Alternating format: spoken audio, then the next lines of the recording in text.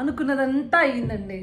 ఆఖరికి విజయలక్ష్మి గారు కూడా వచ్చేసి నా కొడుక్కి ఓటేయద్దని చెప్పేసి ఇండైరెక్ట్గా మోకం మీదే ఊసింది. కనీసం వైసీపీ పార్టీని కూడా సపోర్ట్ చేయలేదు. అంటే దీని అర్థం ఏంటంటే జగన్మోహన్ రెడ్డిని ఫ్యామిలీ మొత్తం ముఖం మీద ఊసిందనమాట. ఇప్పుడు నాకున్న కన్సర్న్ ఏంటి అంటే, ఎలా వైఎస్ షర్మిల గారు ఈరోజు ఈ జగన్మోహన్ రెడ్డికి, నియంతకి, భారతిరెడ్డికి, ఈ సైకోకి ఎదురు తిరిగి ఆవిడ పోరాడుతుంటే,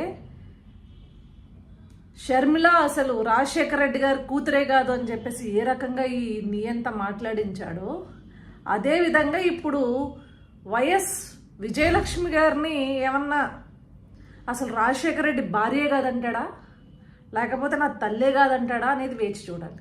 ఎందుకంటే కులదేవతల దగ్గర నుంచి ఎక్కడో ఫారిన్ కంట్రీస్లో ఉన్న వాళ్ళ దగ్గర వరకు అమ్మలక్కల బూతులు తిట్టడానికి సిద్ధంగా ఉంటారు. పాపం వైఎస్ విజయలక్ష్మిని కూడా పాపం ఆవిడ కూడా చాలా గుండె దిటవుతూ ఉండాలి.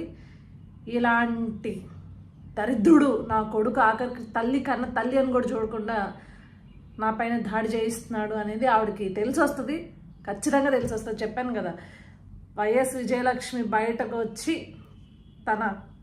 తనను తిట్టక్కర్లేదు, ఏం చేయక్కర్లేదు, తనకి ఆపోజిట్గా ప్రచారం చేసినా లేకపోతే ఒక చిన్న వీడియో ఇచ్చినా వేరే వాళ్ళకి ఓటేయమని చెప్పేసి వైఎస్ విజయలక్ష్మిని కూడా నా సొంత తల్లి కాదు అని చెప్తాడు, మా నాన్నకి అల్లం కాదని చెప్తాడు.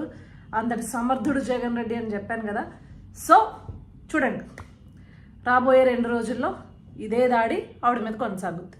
ఈ పేటీఎం గొర్రెల దగ్గర నుంచి ఖచ్చితంగా దాడి అయితే ఈ పిల్లని సజ్జల భార్గవ రెడ్డి గారితో చేయిస్తాడు.